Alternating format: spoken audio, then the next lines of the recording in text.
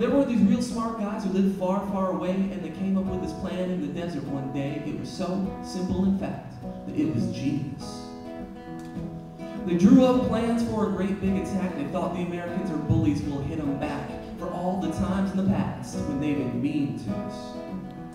And those American people, they never saw it coming except for 2 or 3 people in the CIA or something, but they wouldn't let their bosses pay no mind. So one sunny morning on the 11th of September, them desert guys gave a wake-up call to remember, and they attacked the Americans from the skies.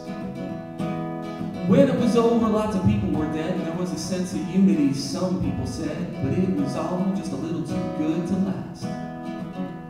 Because before too long, it was an old cliche of political hijacking, some might say, to stir up fear and disregard the facts. And those American people, well, they went to war. No matter who or what they were fighting for, they had to express some rage for all they lost.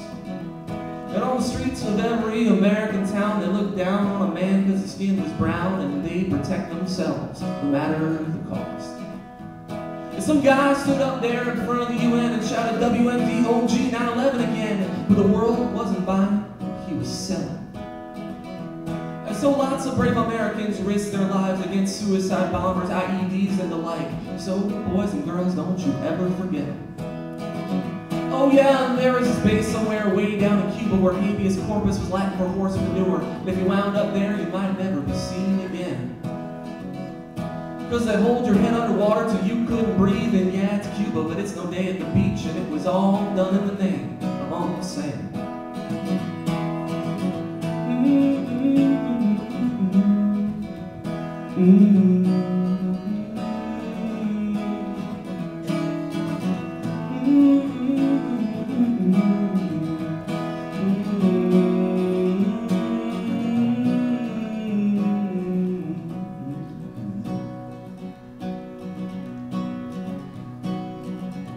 So with a few years gone and 2 wars ablazing, the rest of the world said, y'all must be crazy, even though they had once sympathized.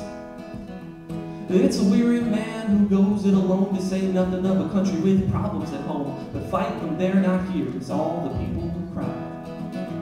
And those Americans, well, they had themselves an election where each guy distanced himself from his predecessor, promising a whole big bag full of change. But all the propaganda and all the spin couldn't put Humpty Dumpty or a country together again, and by most accounts, things pretty much stayed the same. Many moons passed with no end in sight, and some Americans still couldn't get to sleep at night, for fear that they might be the next to die.